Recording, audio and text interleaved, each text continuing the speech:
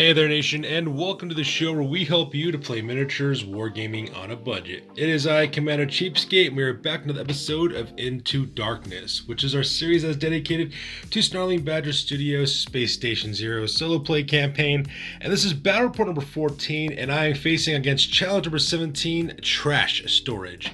So my last turn, I just fought a space shuttle, which caused an explosion, which caused me to fall directly into this trash compactor. I got 6 trash mutants, which are represented by these Blight Kings from Warhammer Age of Sigmar that I will have to face off against with my crew, Thundrik's Profiteers, my shipping crew that hails from the ship known as the Skyfarer. So that being said, ladies and gentlemen, we're going to play some background music real quick. As the music is playing, we'll talk about the scenario rules as well as show the rosters for Thundrik's Profiteers. If you want to see exactly what we're bringing for this one, go ahead and pause and take a look at your own leisure. So with that being said, let's get this battle report on a roll. Challenge 17, Trash Storage. You find yourself in what seems to be a repository for trash in the space station. This room is piled to the ceiling with refuse and rots. Centuries of trash and debris fill your vision. So this one, ladies and gentlemen, is kind of a shorter kind of challenge, and the reason why is because of three basic challenges. The first one is I gotta fight trash mutants. Second, I have to worry about laser incinerators, and lastly, I have a special attack that comes in at the top of turn number 3, and we'll talk about that actually when we get to the top of number 3 on this battle report. But for right now, for the trash mutants, they are xenobiological life forms. They have 6 life, 5 movement, 4 combat, 3 reaction, 1 intelligent. They have a armor level of 4 because of the trash that they're wearing. They also have crude weapons and distended jaws, which are close combat attacks that gives a 2-up. And they have a special ability called One with the Trash. It says instead of moving, if a trash mutant is within 1 inch of a pile of trash marked on the map, they may move to any other pile of trash on the map. Remove the trash mutant from the board and send them within 1 inch of any other trash pile. Now, another struggle I have to deal with is what's known as a laser incinerator. It says whenever the enemy fails to retain initiative and is passed back to the players and their crew, roll a dice. On a result of 5+, the laser incinerator, if activates, randomly select a crew member that is not within 1 inch of a trash mutant, who naturally avoid the laser incinerators.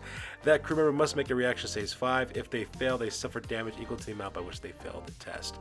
And of course, at the top of turn number 3, I do have a surprise challenge. I have to go to page 115 of the rulebook and read challenge number 7 and apply that result. Now, to end the challenge, I must do one of 2 things. Either 1, I kill all the mutants, or 2, I manage to survive the surprise challenge at the top of turn 3. So with the scenario rules over with, let's go ahead and talk about deployments as well as battle plans.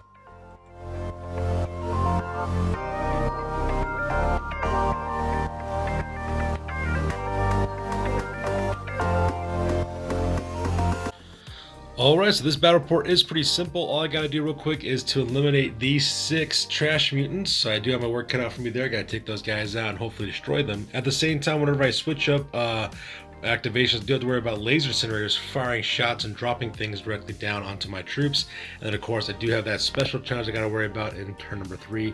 That's assuming of course I don't kill all the mutants to begin with. So with that being said, we go directly to the top of turn number 1, and once again I get the priority of my activations. We'll come back after my turn 1 actions.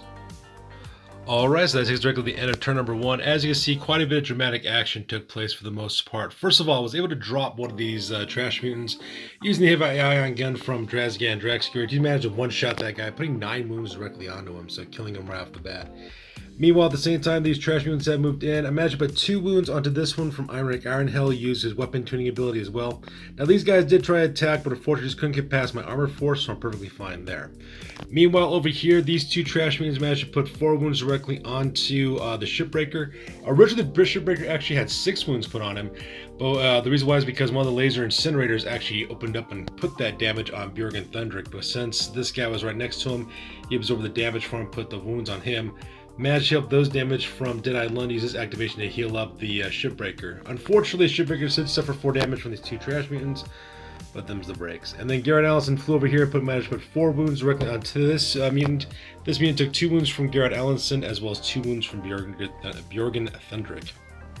So with that being said, that pretty much ends turn number 1. So with turn number 1 over with, we go directly to the top of turn number 2.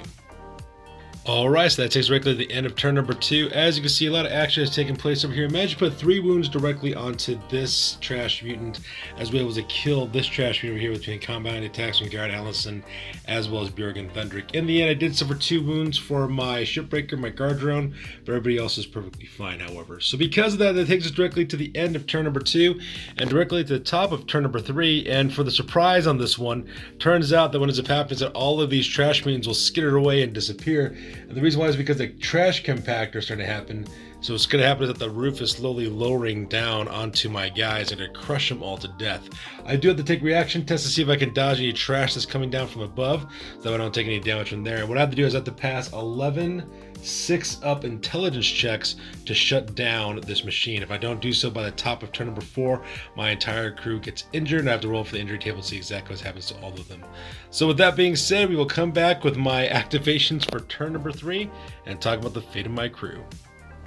Alright, so that takes directly to the end of turn number 3, so because of that, managed to pass that trash compactor test, no problem.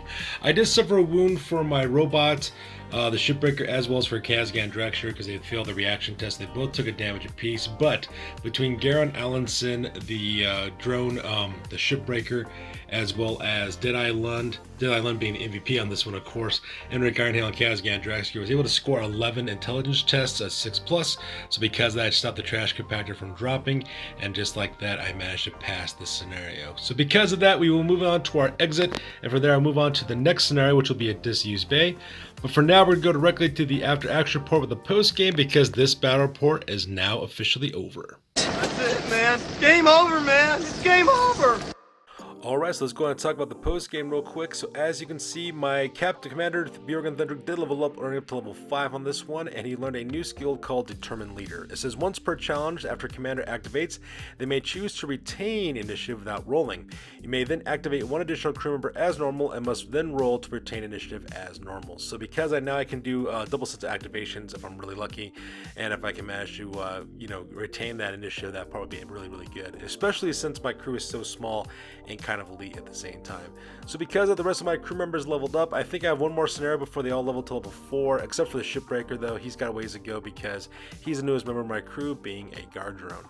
So now that we're done moving on to the trash storage area, my next challenge now is moving on to the disused bay. I believe that is challenge number 19 in the book, so I'll be facing against that next. So with that being said, folks, that's good for this one. Please feel free to like, comment, and or subscribe. Your guys' input is invaluable to us as always. Also check us out on Facebook, Instagram, as well as blogger.com for all the latest greatest hobby news related to this channel. That's good for this one, you guys. I'll catch you guys next one. Peace out and stay classy.